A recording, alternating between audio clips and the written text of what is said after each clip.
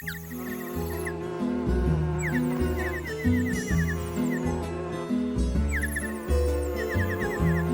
dari Kementerian Lingkungan Hidup dan Kehutanan menunjukkan bahwa luas lahan terbuka hijau di Indonesia sebesar 4.289.460,392 km persegi atau sekitar 429 juta hektar. Akan tetapi, seiring berlalunya waktu, luas lahan hijau di Indonesia kian menyusut dikarenakan maraknya pembangunan. Dilansir data dari Kementerian LHK pula, laju deforestasi pada tahun 2018-2019 mencapai 465,5 ribu hektar dan memiliki tren kenaikan dari tahun ke tahun. Kian maraknya pembangunan, khususnya di bidang industri, menyebabkan peningkatan emisi CO2. Dilansir International Energy Agency, tahun 2021, emisi CO2 dunia mencapai 36,3 miliar ton. Indonesia menjadi negara penyumbang emisi CO2 terbesar ke-8. Salah satu sektor industri penyumbang emisi CO2 di Indonesia adalah industri peleburan baja. Salah satunya adalah PT Krakatau Steel, yang mana setiap tahunnya mengeluarkan emisi CO2 sebesar 820.380 ton per tahun. Oleh karena itu, dibutuhkan teknologi yang mampu mengatasi tingginya emisi tersebut. Kami dari kelompok Leverul memiliki gagasan untuk menerapkan teknologi CCUS berbasis mikroalga, Chlorella vulgaris di PT Krakatau Steel. Proses peleburan baja dilakukan dalam sebuah tanur khusus yang disebut blast furnace.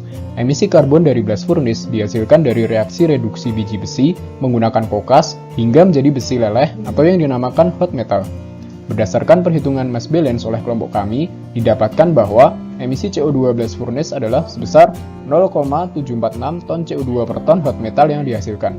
PT Krakatau Steel menggunakan blast furnace dengan kapasitas 1,2 juta ton per tahun, sehingga emisi yang dihasilkan adalah sebesar 2.486 ton CO2 per hari.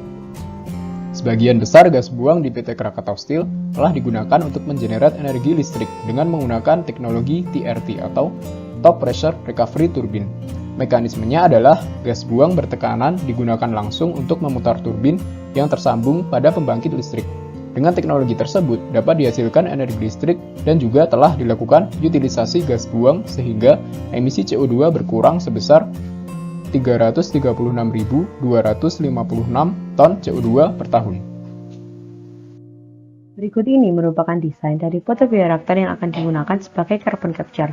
Pertama, dilakukan penambahan mikroalga Chlorella vulgaris serta medium ke dalam photobioreaktor dengan volume sebanyak 78,64 meter kubik pada setiap photobioreaktor. Kemudian dilakukan penambahan nutrien berupa urea ke dalam photobioreaktor yang telah terisi oleh Chlorella vulgaris dan medium. Setelah penambahan mikroalga, medium, dan nutrien, CO2 dialirkan ke dalam photobioreaktor menggunakan air sparger. Di dalam photobioreaktor terjadi reaksi nitrogen dan fosfor yang berfungsi untuk meningkatkan laju pertumbuhan mikroalga serta meningkatkan laju fiksasi CO2. Pengecekan suhu dilakukan pada siang hari.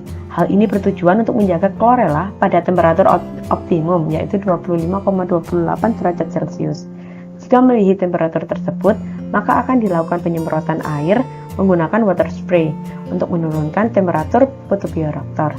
Sekitar 9 hari setelah itu dilakukan proses pemanenan mikroalga serta medianya yang dilakukan dengan penyedotan menggunakan pompa, kemudian dialirkan ke dalam tangki penyimpanan.